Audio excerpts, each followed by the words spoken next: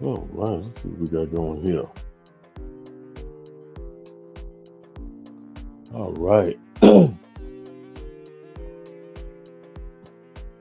gonna check, make sure everything good. Think everything good, man. Think everything's good. At least I think I can hear myself. Let's double check.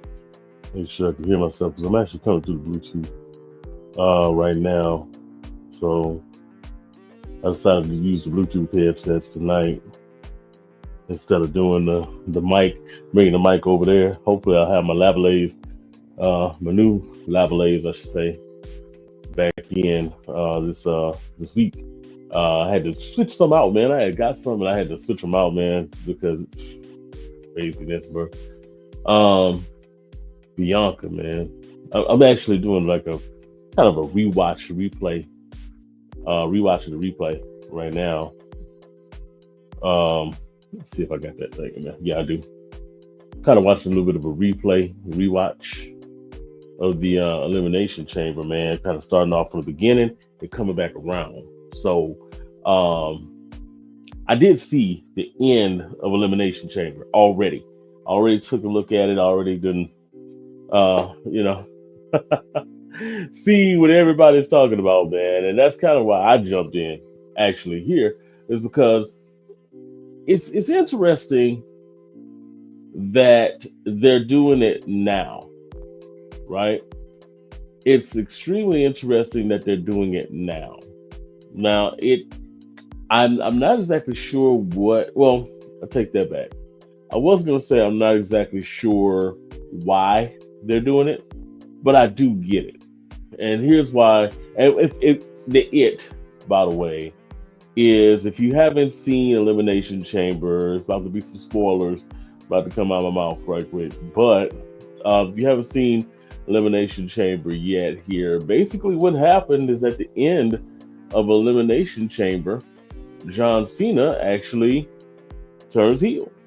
Like John Cena literally turns to the dark side at the end of this particular uh, pay per view, man. So looking at it, you start wondering exactly why they pulled the trigger on this right now. And I think the reason why you do it now was a couple reasons. Number one, you've got Cody with the belt. You can't put number 17 on Cody, I mean, on Cena without taking it off of Cody or having some kind of shenanigans happen, right? So, what do? You say, okay, well, we'll just go ahead and turn Cena heel. And that's kind of unexpected. I thought when Cena won, I figured that wasn't that's not an interesting main event like for WrestleMania. Like I could see it being, okay, well, Cena's in pursuit of his 17th championship and blah blah blah blah. You could run kind of an Ultimate Warrior versus Hogan type storyline where you've got two faces basically that are kind of button heads, and only one's going to prevail at the end of the day. You could do that, you can, but in all honesty, you've got a lot of TV headed up to that, man, and I just can't see it. I can't see you filling up TV by doing that, man. It's just not something I don't see that you could do it. Um, I'm actually checking out, watching Naomi's entrance right now. That was wild as well, man. Uh, we'll get into that in a little bit here too, just from what I was, watching in here. Um, if you're up there in the chat, man, make sure that you like the video, subscribe to the channel as well, man. If you're coming across your feed right now, um, which it may not be, because I don't know if I'm connected correctly here. I may not be. I may not be because I'm live. I haven't seen anything pop.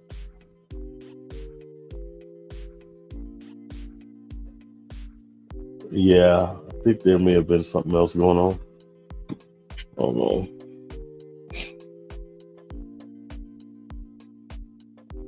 Yeah, there might be something else going on. I do see me, but I don't see what's going on with the feed. That's pretty interesting though. That's not doing that. Huh. Okay. Really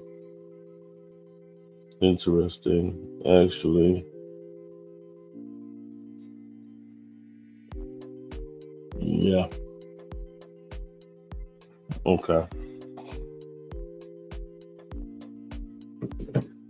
But yeah, man, I find it real like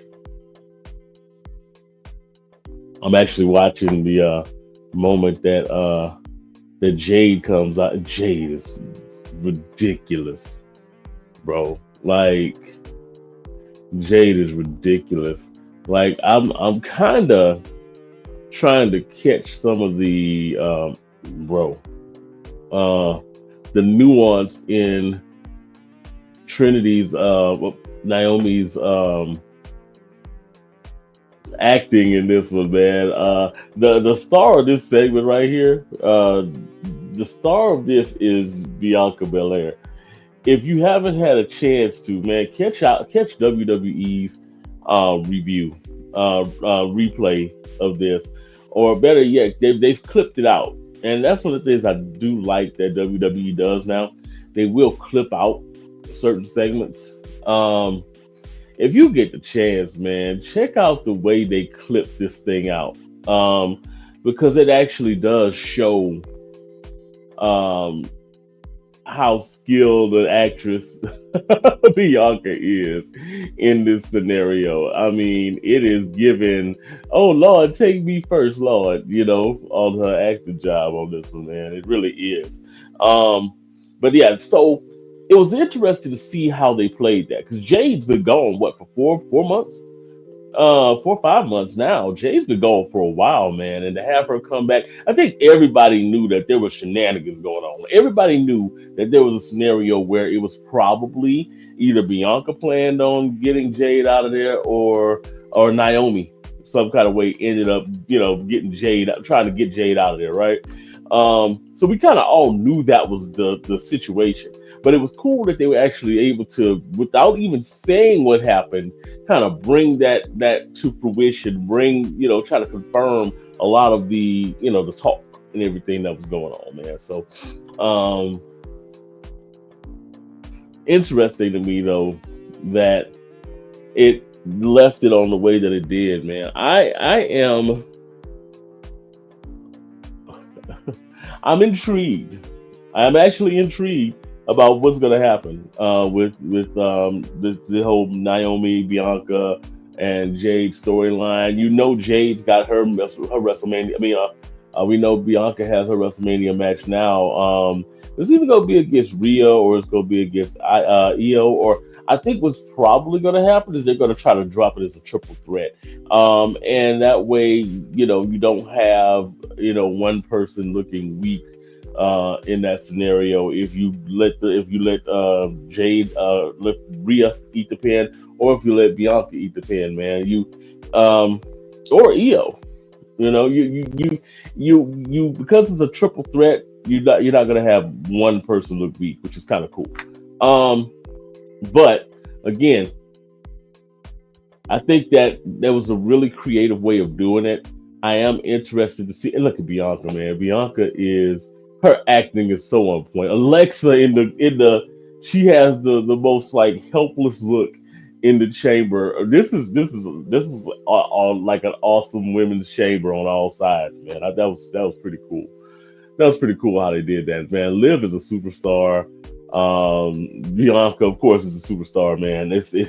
It was great. But now just to kind of get back off of that, man, we get back to the topic at hand, bro. So when I was talking about John Cena, man, I'm of two minds on that scenario, right? There's a part of me that looks at it and I'm like, you know, about time, right? Because Cena has been kind of back and forth, like, is he, people have wanted John Cena to go heel for a while, and just it never happened. And there was always a rumor about Some years ago he had got new gear made and all kinds of stuff so that he could go heel. And at the last minute, this McMahon said, "No, we're not going to do that. We're not going to bury the cash cow here." And I get that scenario. I do. The thing that I'm a little miffed about is you're doing this on the retirement tour, and I feel like you're doing it basically to kind of give Cena the experience of being heel in this scenario. Um, then there's another part of me that says you couldn't do it any other way, right? I would have loved to see Punk versus Cody at Mania, bro. I think that would have been an awesome match. But here's the thing. I'm not so sure that it would have been the money match, right? And what I mean by that is if you put Cody versus Punk, right? You still got Jay and Gunther on the other side. And because of what Jay has done, as far as the pop he's been getting, as far as the reception he's been getting, I don't know if you can value the Cody Rhodes Punk match over the Jay Gunther match. That sounds crazy, right? And even though I would rank the Cody and Punk match up as a higher tier match, there would still be discussion. If you take a Cena versus Cody match, there is no discussion. There is no discussion what comes on the final night, right? So I get that. I get that they are also looking to cement that number 17. Now here's the thing: is Cena gonna get 17 at Mania? I'm almost certain that he doesn't. I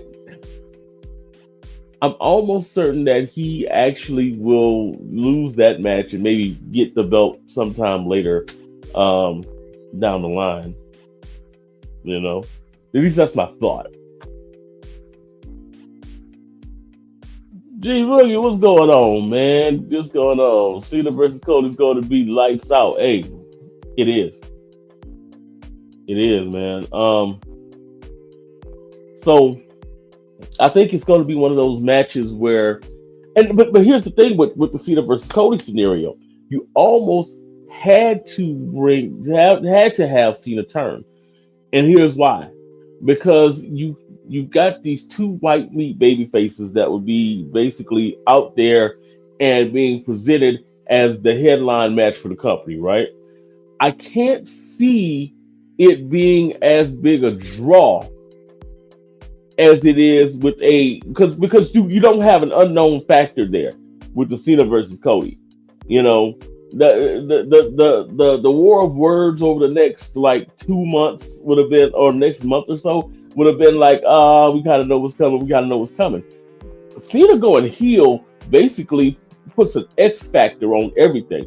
We don't know if Cody's going to win the title. I mean, retain the title at Mania this year, and it seems like, and because you've got so much like ancillary information around the whole title picture right now. You've got Cena that could be breaking the record for the number 17.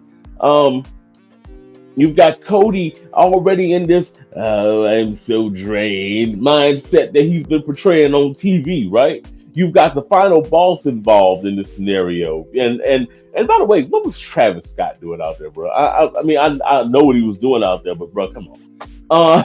Anyway, yeah, it's so many different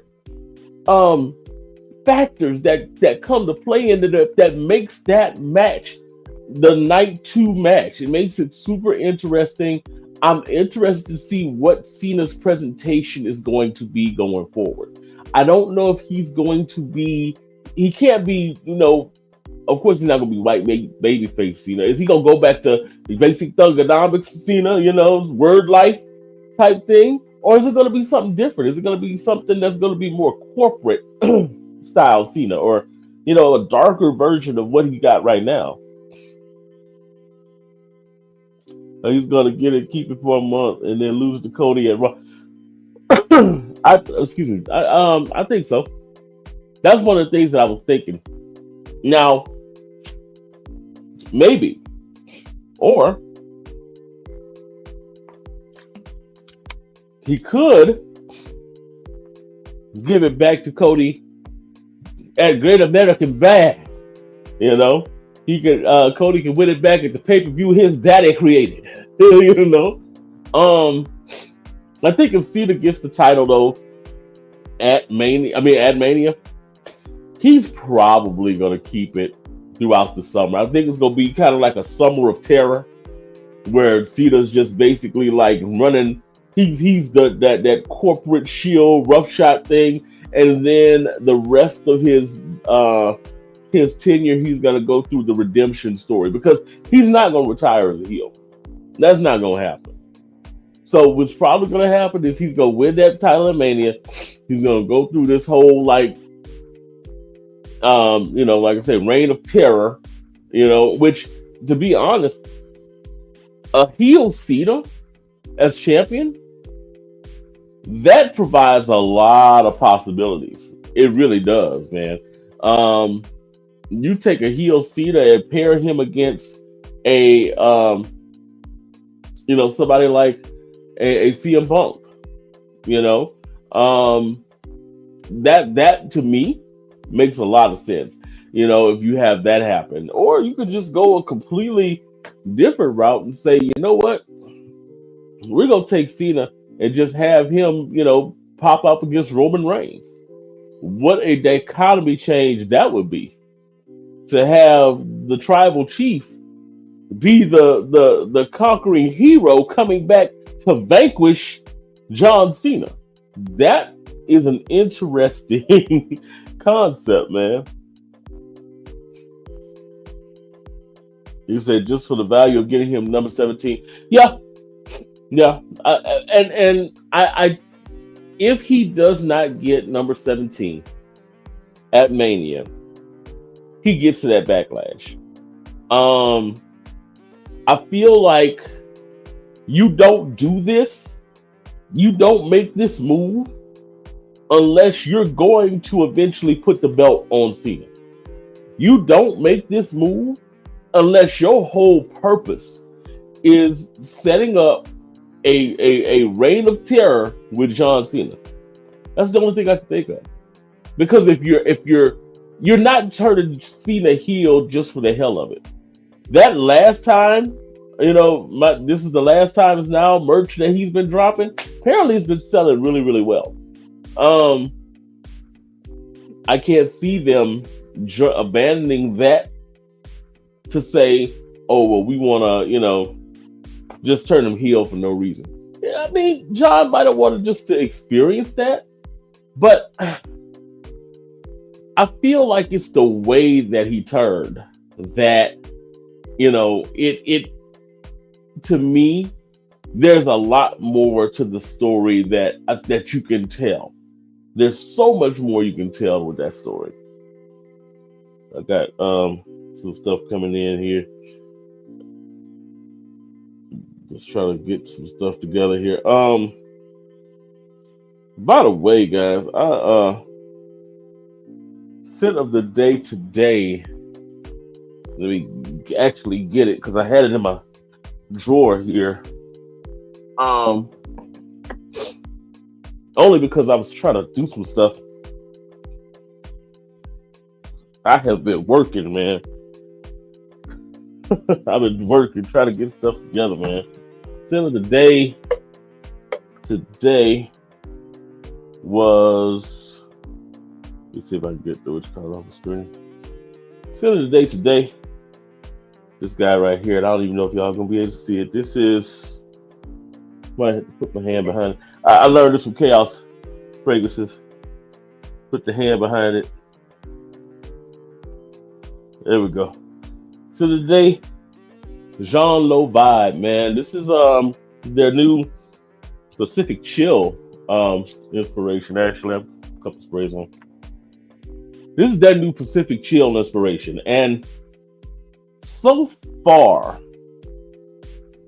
in my wearing experience, it's actually pretty nice. Of course, it's not Pacific Chill. Of course, there's some different things in it. It's not going to have the photorealistic apricot note. And I noticed 'cause I was actually wearing the decan of Pacific Chill today, um, just so I could kind of do some testing on it. And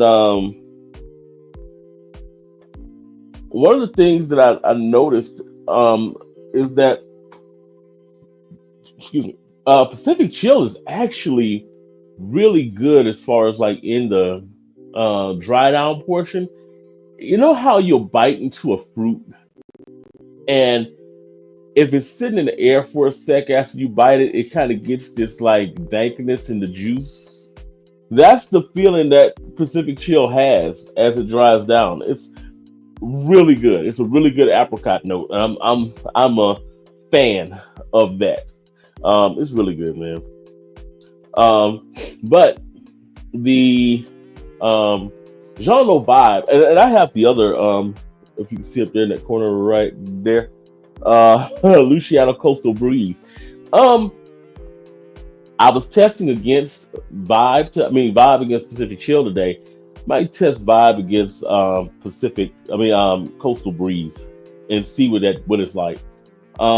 Because the two of those are slightly different. Now, I think that they're better than Pinus White, and I got Pinus White sitting up there. I think that they're both better. Vibe and Luciano Coastal Breeze, they're both better than Pinus White. Um, which, by the way, Pinus Orange, I have that one too. And for some strange reason, Pinus Orange has a lot of the same feel and texture and smell, the um, same citrus bundle there, the blend that um, the white Pinus has. The difference with it is that the white Pinus has more of a mint note in there, and then the gold orange doesn't have that. It's got some vetiver coming up in the dry down, so it's interesting. What you got? D Boogies. My scent today was Royal Blend Vintage. All right, so I like vintage, man. I like vintage. I had a chance to wear it. I was doing some testing on it, and when I compared it to old fashioned, what I found was that it was definitely a different. I mean, so it's interesting with that one because old fashioned feels like photorealistically like old fashioned. Like it's almost like you could take some granulated sugar and put on the back of your hand and rub it together and smell it, and you smell the booze and all that kind of stuff. You really get that natural representation of old fashioned. What vintage does is vintage amps up. They don't have as much as the booziness and not as much as the actual photorealistic type of sugar vibe. But what it does do is it amps up the wheat feel, the brand feel. It gives me almost a feel of Boss Descent Magnetic with a little bit more of a boozy nature to it.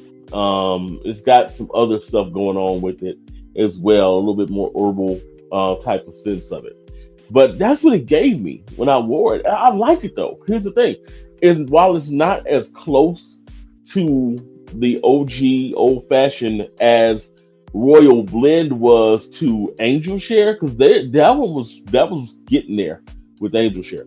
While it's not the same closeness, it's got its own kind of vibe to it that I like a lot. Speaking of vibe, there's a lot. It's got a lot to it I like. Yeah, that's right. Yeah, I don't think it smells like old fashioned at all. Yeah, vintage is closer to Black Phantom to me, just not as dark. I can see that. I can see that. Like I say, to me, it comes across a lot like Boss Descent Magnetic, where it's got that. I always call Boss Descent Magnetic my sexy cereal, right? Because Boss Descent, it's up here on the wall. Where is it? It's up there. Um, Boss Descent Magnetic has this like wheat note, right? There we go. Focus. There we go. Boston Scent Magnetic has this was brand. It's actually brand. Um, and now this is sweeter though. This is like a sweeter type of brand note than or wheat. This is more brand and wheat, and the distinguishment is very little, but this is almost like a sweeter version of that, and I think it's because this one has vanilla in it to kick up that sweetness in it. But I will say Vengeance is not a bad fragrance though. It's really not. I would wear that even though it's not as close to the OG. I could see myself wearing that in the fall, especially. I can see myself really jumping in that in the fall, man. It's a really nice scent. Um, I have that test tomorrow for that, and then for the John Lowe, we'll go back and forth with that, and then I'm gonna dig into this guy here. So I've already decanted it out a little bit here. This is see if I can get the light to. Is that the wrong side? There we go. There we go. This is Rayhan Crimson, right? So Rayhan Crimson is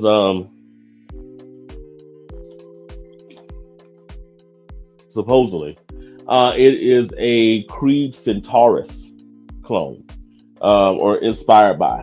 I wore this one yesterday and did like a side by side with Centaurus because I had 5 mil of Centaurus that I had gotten when they first released it from Scent Rush, and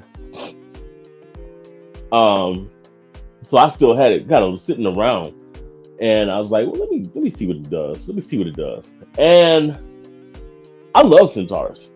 There was a few nights where I literally was like wearing Centaurus to sleep.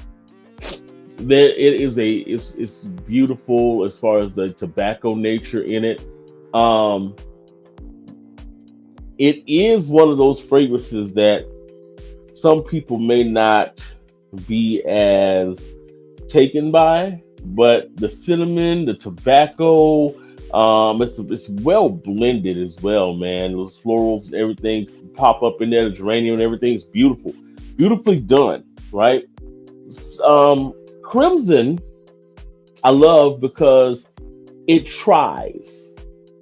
Is it a one-to-one? It's not a one-to-one, but I think the reason why it's not a one-to-one has nothing to do with the lack of effort on that. I think it's really the lack of the proprietary ingredients. I really believe that because they blended it very, very well.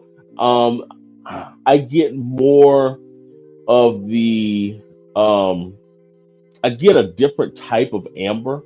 The real distinction between the two Centaurus and Crimson, the real distinction comes in the amber and the tobacco. When you spray that tobacco, when you spray it on the Crimson, while with Centaurus it's like a dry, earthy type of tobacco that's playing with that cinnamon, the spiciness of it that really just kind of like pushes out and really kind of captures you. The tobacco note when you spray on Crimson comes off as almost like a wetter tobacco. It comes almost more of the not the dry and like aged tobacco, but more of like the wet leafy type of tobacco. It reminds me a lot without the cinnamon, because it doesn't have the cinnamon, but it has a very similar amber note. It reminds me a lot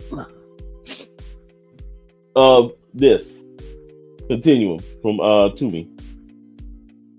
It has a lot of that Continuum DNA in it. I'm trying to test the cameras too while I'm doing this. So if it looks like I'm just holding the bottle in the front, it's because I am. I'm working with a new ring light and all that kind of stuff. So Continuum. I love Continuum. Continuum's a favorite of mine. Yeah, yeah, yeah. It's more of a the amber is very much in the same vein. Very much in the same vein. That Continuum is as in Crimson, which that amber's not like that in Centaurus. Um, and I think it's because it's more of a designer grade amber as opposed to like a niche type amber. And it almost feels like it has more of an amber wood note because while both of the Centaurus and the Crimson have sandalwood, it feels like Rayhan's is a little bit more woody, if that makes sense. Kind of almost like a little bit more, you get almost a cedar type of feel from the amberness of it, which makes me think that it is kind of like an amber wood that is dealing with in Rayhan Crimson. Side by side, I love both. I really do. I like this a lot. This is a good value for the price, man. And Boogie, if you got this in your cart, man, keep this in your cart, man. I would go ahead and rock this one.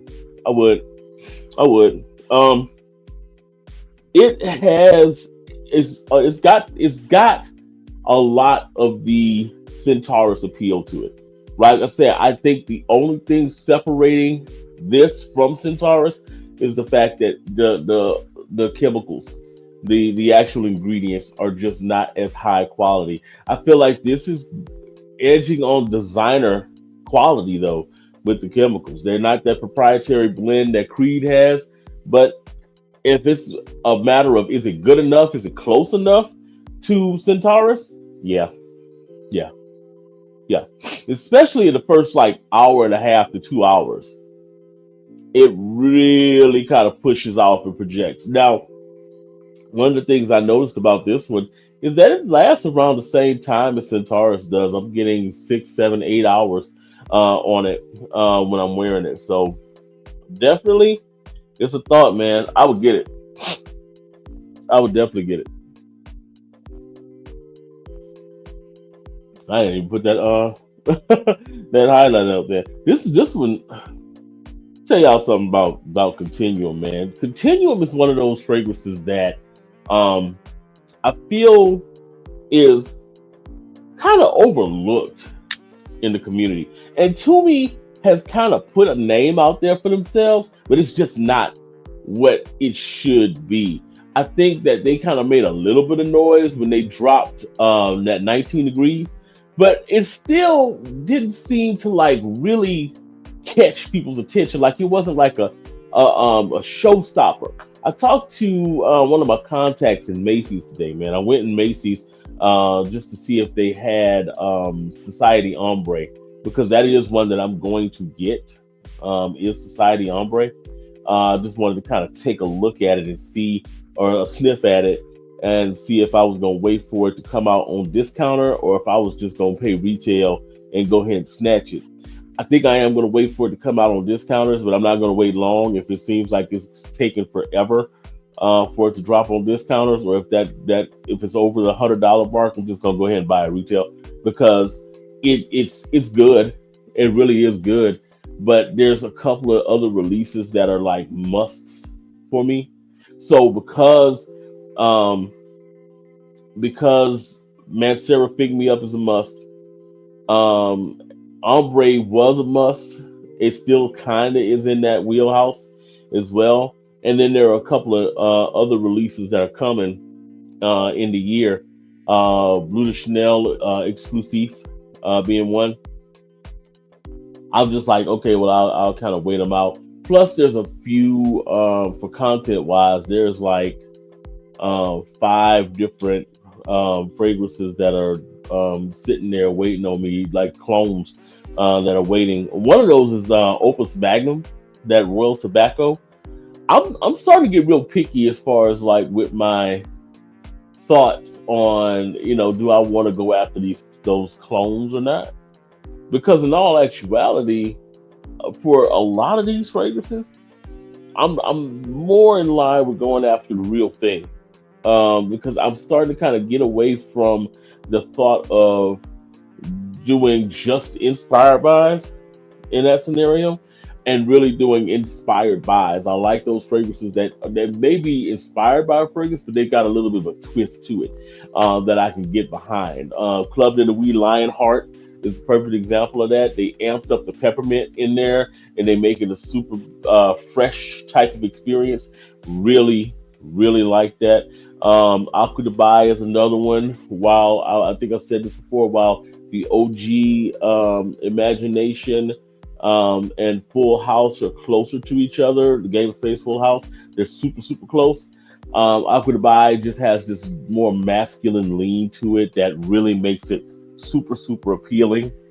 But it's inspired by. All those are kind of inspired by fragrances. They take a part of the DNA and they kind of, accentuate it and push that part of the DNA pretty hard. So I'm getting more into those. That being said, I am going to be hitting a couple of designers up and a couple of niche releases that have piqued my interest a lot. About to get into the House of Sphinx. I have been playing with Cerevo Daiquiri. That stuff's good. It has that signature frothy vanilla vibe that all Sphinx fragrances have. It has that, but then it's got this beautiful boozy cherry, not a machino cherry, but it's kind of like a cherry note that has booze under it. It does kind of give that sour feeling to it. So that's a buy for me. Definitely getting that. There's another one that I'm supposed to be getting that I'm looking at outside of Mancera Fig Me Up because I'm just waiting on that to drop. They've been teasing me. Now it's supposed to drop sometime this week. Once it drops this week, I'm probably gonna go ahead and knock it out. So yeah, definitely preferred inspirations, twists, and obscure scents most. Yeah, I'm about to start getting into a lot more of the houses that are not as hyped up and not as mainstream.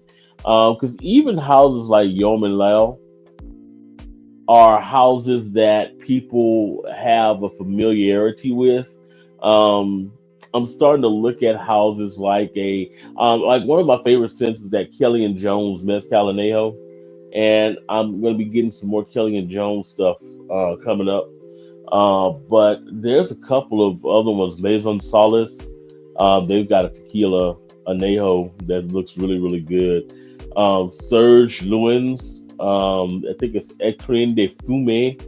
Look, my French I ain't took French since high school.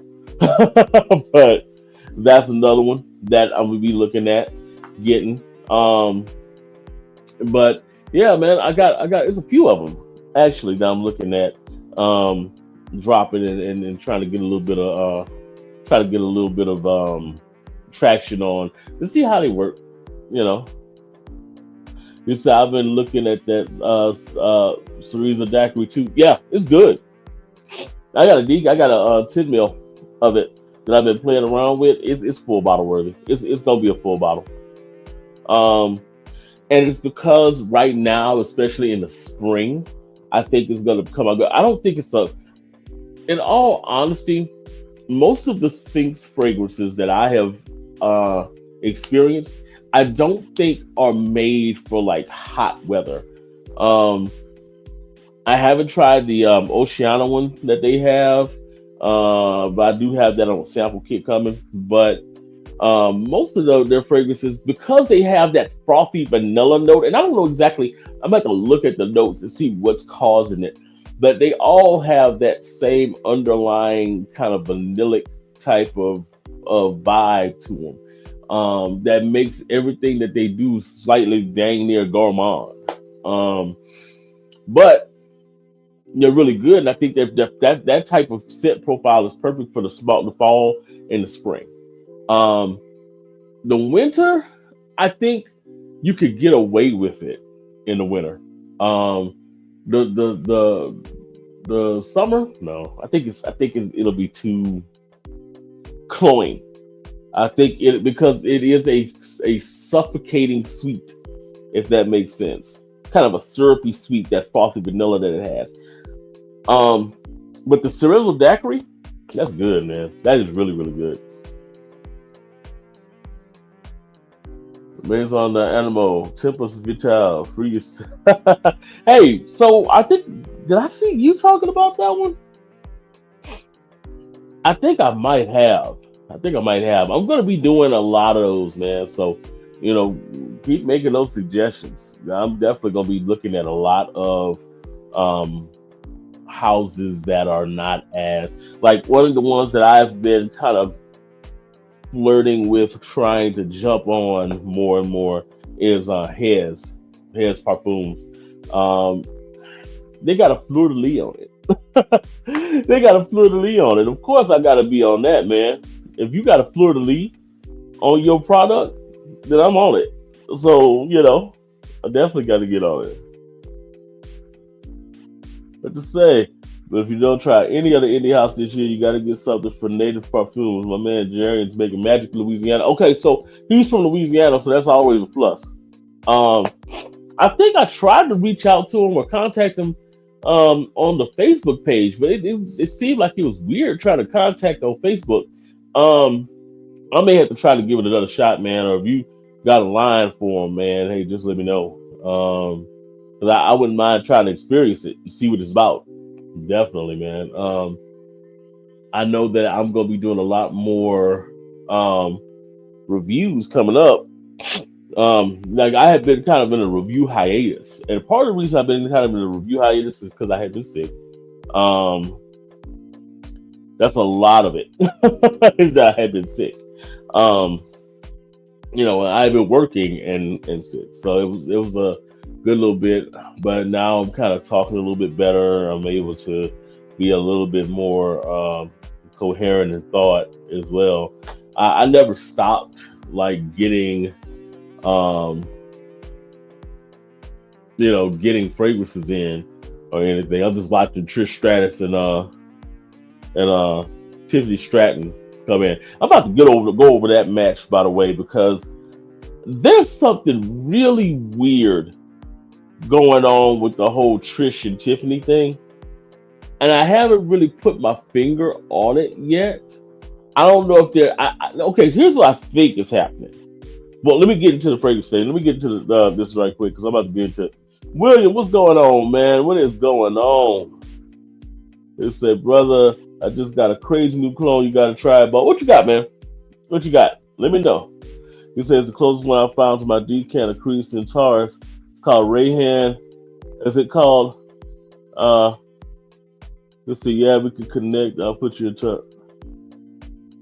Okay, creature is called Rayhan Corin. Now, what I think you're talking about is Rayhan Crimson. I think you're talking about this guy. Rayhan Crimson. We were just actually talking about it. It is really, really close. It is really, really close to Centaurus. Very, very close. I did a testing on it yesterday, and I did a kind of a side by side on it.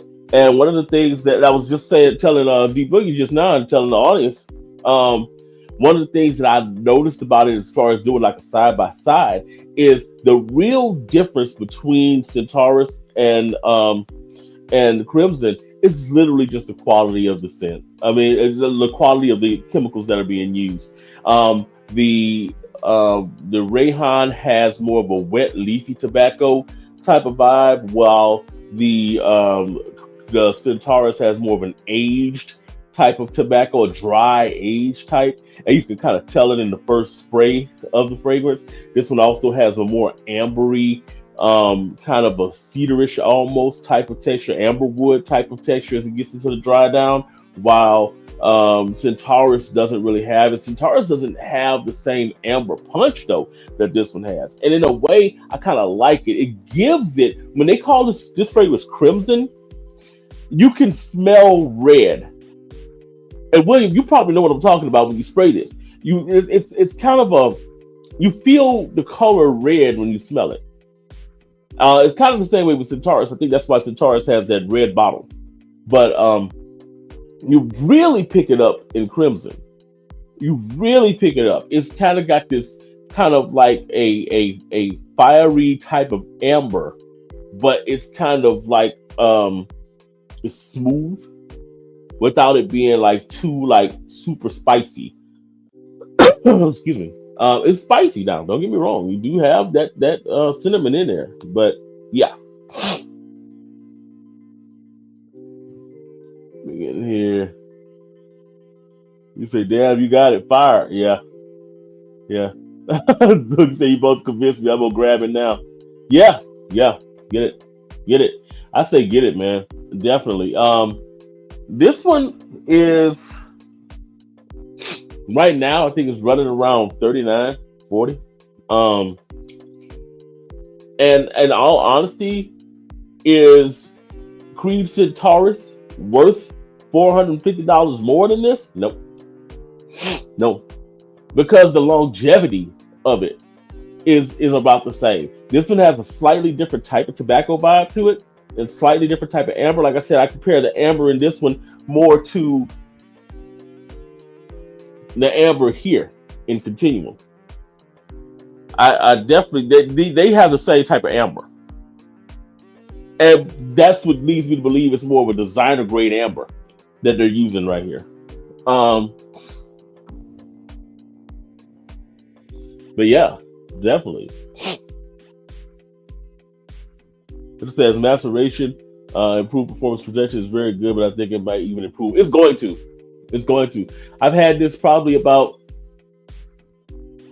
2 weeks, maybe 3 weeks now. But to be honest, I didn't even open it until it was earlier this week when I got a chance to open it. It's good. It really is good. I think that by the time and I'm not even going to talk about it in the aspect of the spring.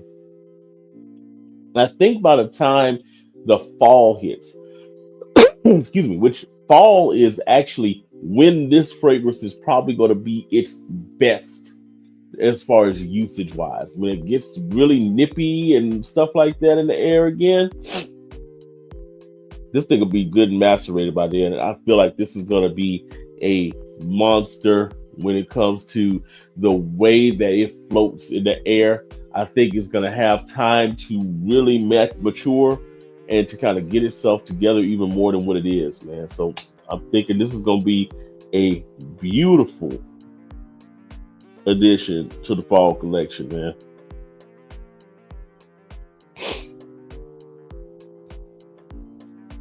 All right, you say cinnamon honey like a jar, yeah. All right, you say should I buy Shaghoff Oud as Rock, brother? It's right on my list.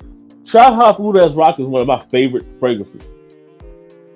And I say that about a lot of fragrances. I can honestly say this though. Shaghoff Oud as Rock is one of those fragrances that was always on my desk. It's one of those that even if it was off camera, it was always on my desk. When I put up the new shelf, I made sure to put it somewhere where, you know, if just in case I needed to grab it, I could. You know, it's good.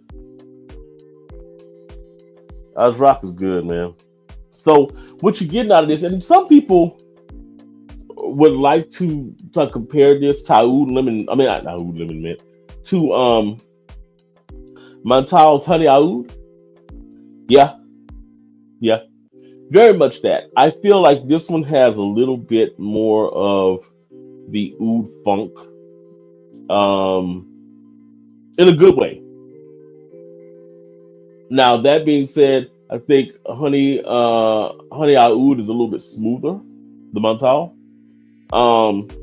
But I love this stuff, man. This one, I wish you could see the dent in here. You can just you can't see through the bottle, unfortunately.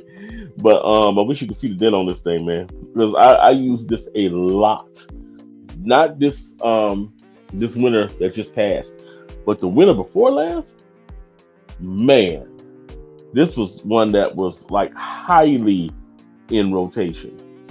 And the only reason I didn't use it as much this winter is because I was doing a lot of testing. But it's one you can't go wrong with it. You can't. Now, coming into this time of year, know that you're not gonna be able to use this until the fall, at least. At least. Because if you spray this in the spring, this is a real oud fragrance. It's a synthetic oud, but it's a real oud. And what I mean by that is you have some of the animalic notes in there. You have some of the oud funk in there. You do have a good bit of that honey sweetness, but it's a cloying honey. It is a really well put together fragrance that is made to be a beast. It is, if you put this one will blow your nose out the water. Trust me, I know, because it's happened to me. It will blow your nose out of the water. So you have to be careful with your sprays. You're looking at maybe a 4 spray at max on this thing. But it stays around all day, man. Even when you don't think it's there anymore, it's there. Trust me, it's there. But it's a great buy. I just would not use this anytime in the spring and definitely no time in the summer, because folks is gonna fight you if you come in the room with this on. Trust me. It's potent. It really is potent.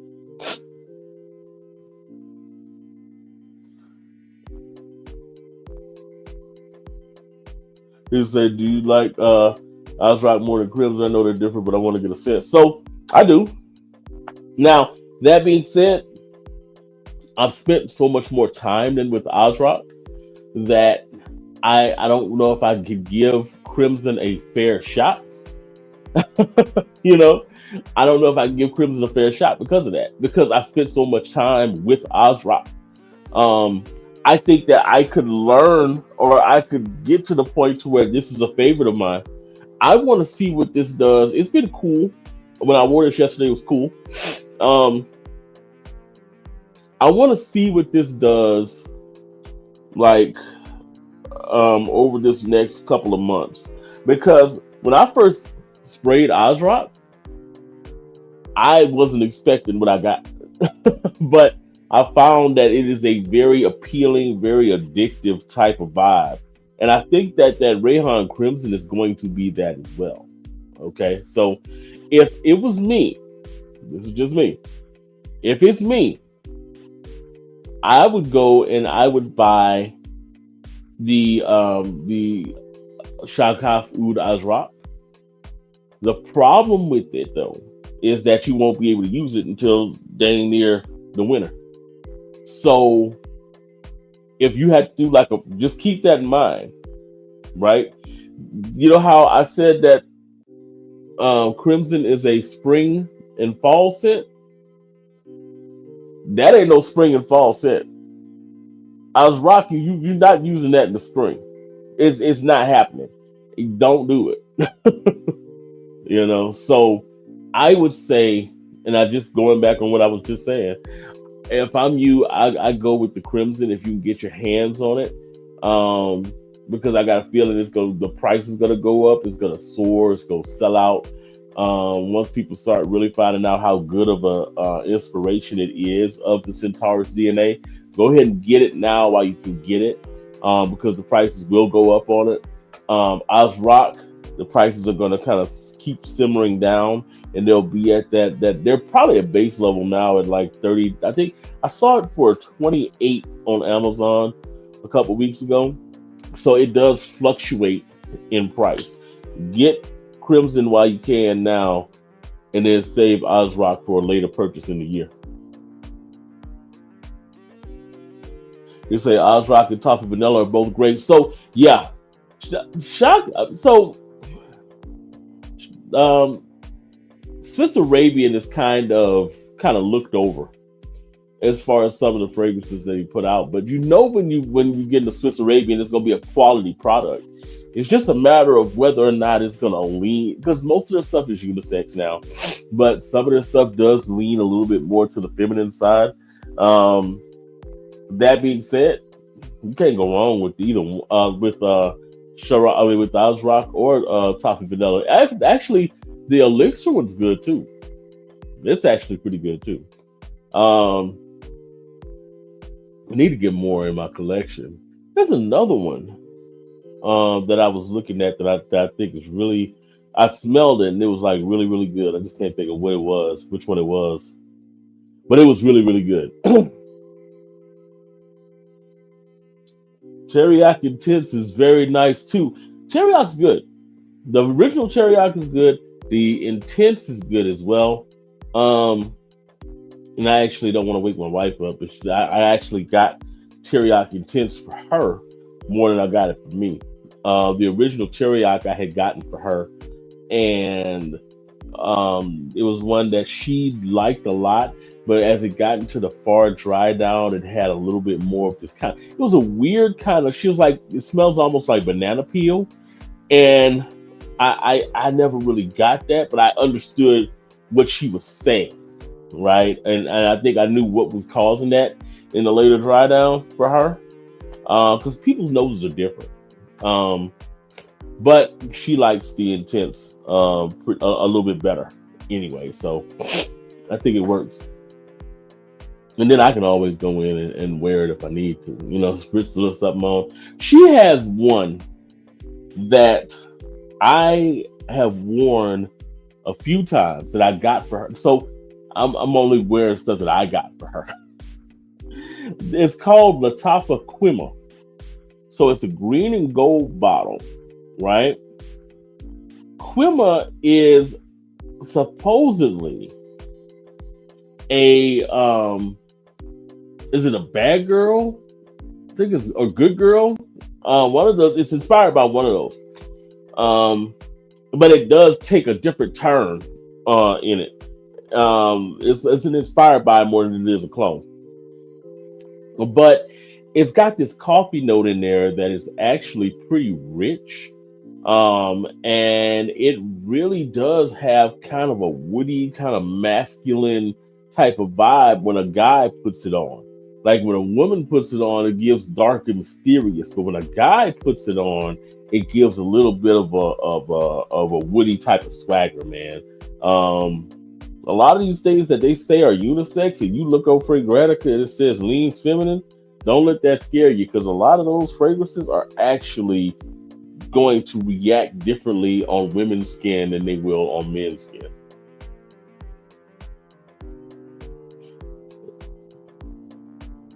So you got a decat of Legion too, and it's awesome.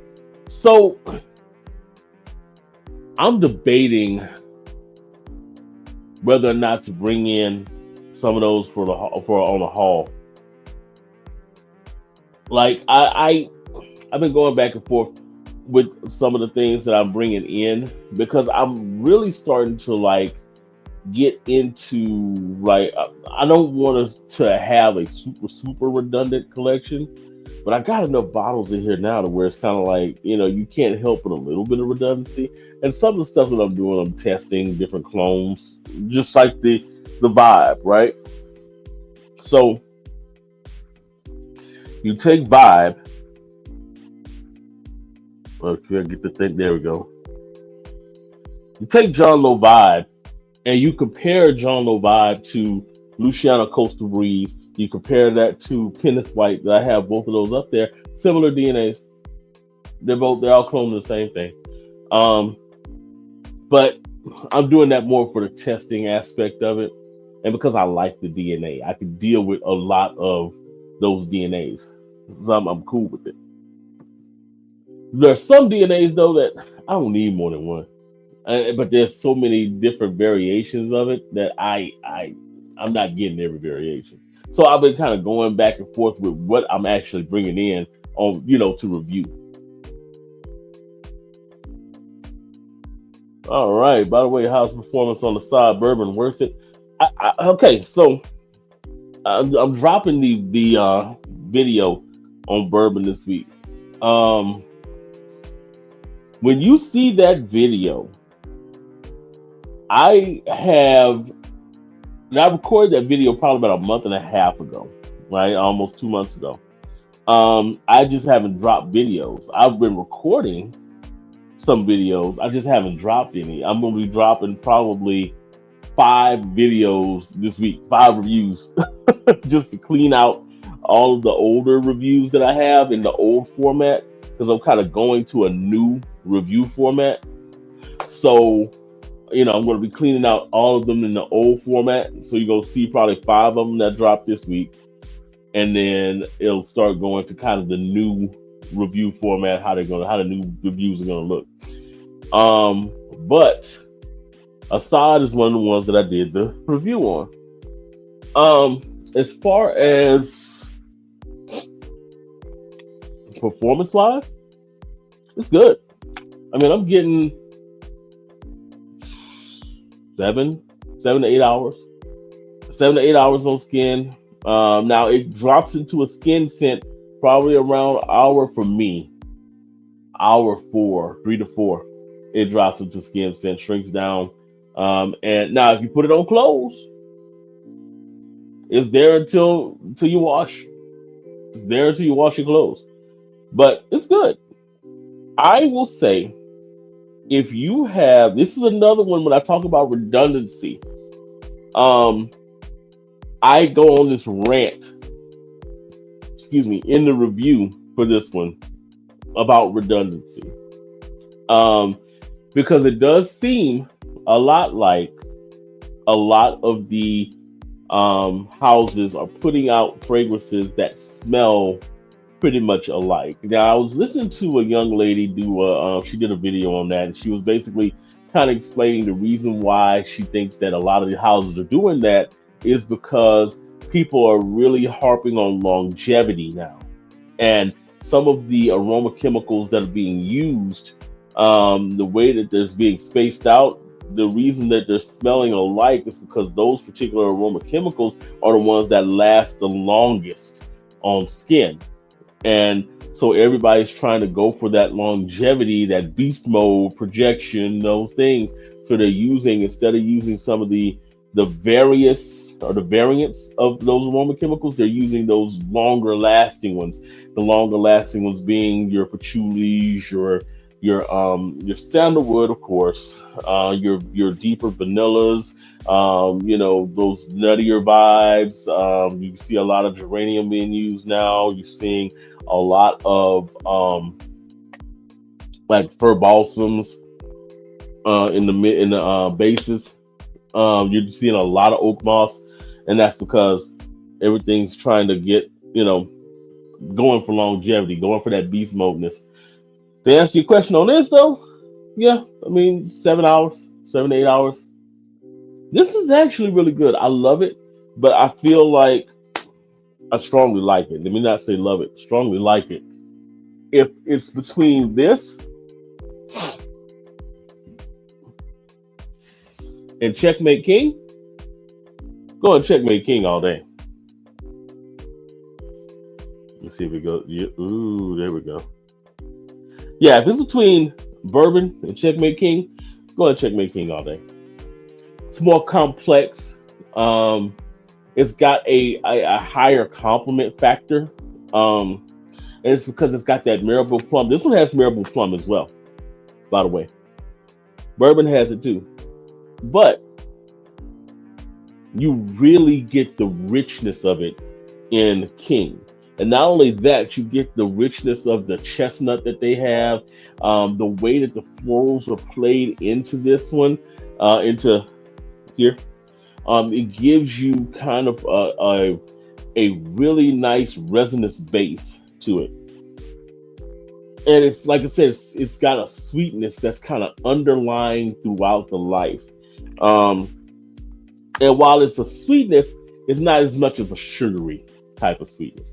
This one has that marble plum as well, but it just wears different. I think what they were trying to do was go after like an amalgamation of Scandal Absolute and Azaro the Most Wanted, and trying to, like, I say this in my review, but the Lattafa Assad series, it seems like it's taken on its last few releases, Zanzibar being the first example.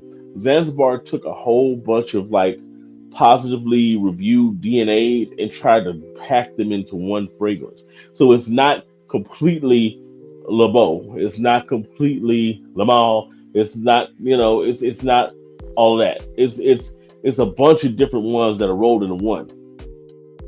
I feel like the same thing happened with bourbon.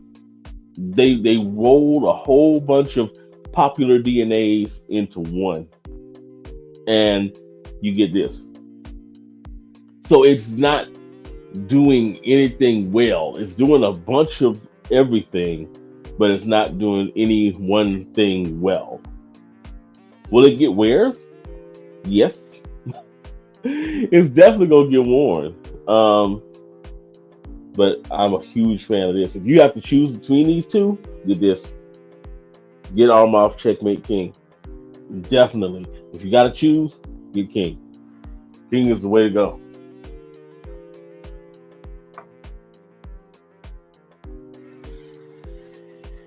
All right, so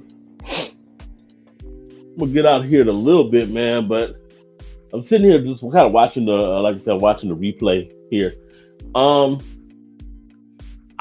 I was gonna talk about the whole Tiffany Stratus, Tiffany Stratton, Trish Stratus scenario, man, and I have this weird. It just looks weird to me.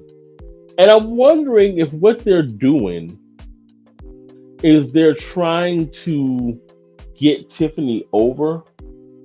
Like, I'm wondering if they don't feel like Tiffany has the ability to be a good face. When I see Tiffany, I don't think she's got the ability to be a good face. Okay, let me take that back. Eventually, Tiffany Stratton will have the ability to be a good face.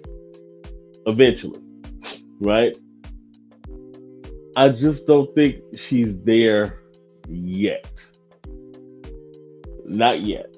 And I think maybe that's why they're kind of curtailing her with Trish. But they just look weird. They just look weird. It just looks like a weird pairing. And I get it. They dress alike. They, da da da da. She's the new Trish, but no, I don't see it. And I think the next month will define whether or not they take that belt off of her. And I have a weird feeling that they're going to take that belt off of her at Mania. She's great. I just don't think that she's ready to carry the belt into the next year. I think that you put the belt on Charlotte and you maybe put Tiffany in a chasing role as a face, and maybe, but she gives like cheerleader. She very much gives a bully cheerleader. I think that is her best gimmick. I think that she would probably do better under that gimmick than she does now. I think she probably would be more free under that gimmick. I don't think that she needs to be a face right now. And it's unfortunate because Charlotte came back as a heel. When Tiffany, I think WWE did something weird. People like Tiffany. I don't think that people like Tiffany because she was a face. People just like Tiffany because she is good. She's really good. And she won the Money in the Bank, so everybody was just like, okay, I hate the way that Nia is treating her.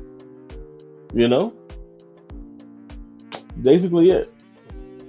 I don't think it has anything to do with her being, this great personality and all that kind of stuff. I just think that people know that she's good, so they cheer for her over some of these other girls that are out there.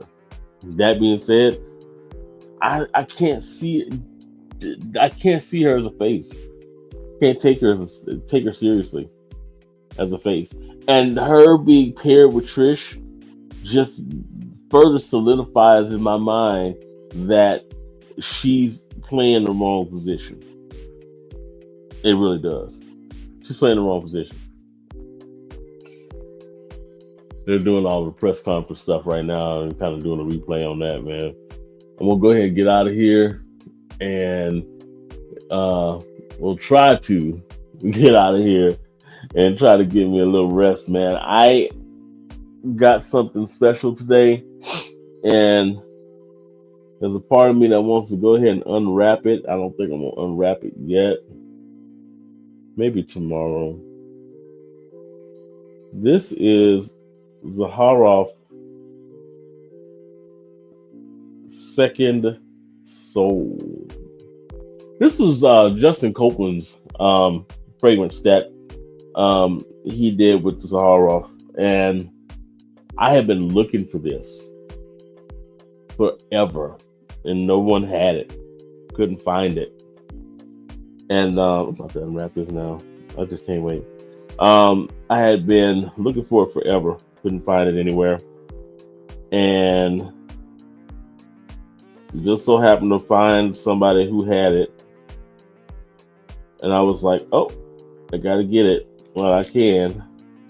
So sure enough, I was able to get a 10 milliliter decan of it. Really interested in what this smells like. I already know it smells good, so I can't even front. Try to see what I got on my hands, just so I can get a little spray. There we go. Oh, that's good.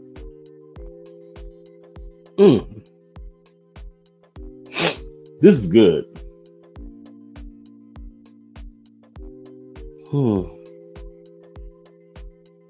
It's got like a little bit of a Fugeri vibe. You know what it kind of gives me a vibe of right quick? A little bit of Aiden Bob Egypt without the extra spiciness.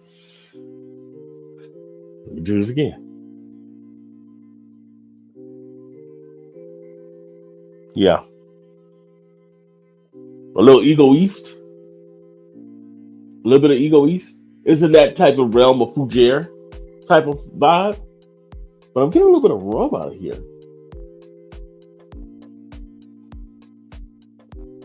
Or a little bit of some boozy element.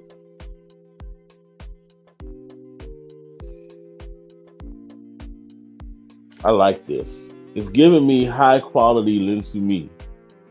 Like I say, Aiden Bob Egypt without the influx of the spices, more of like a platinum Ego East type of vibe here without the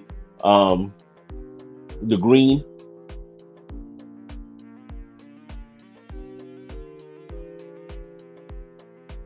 This is good. This is why people love this fragrance so much.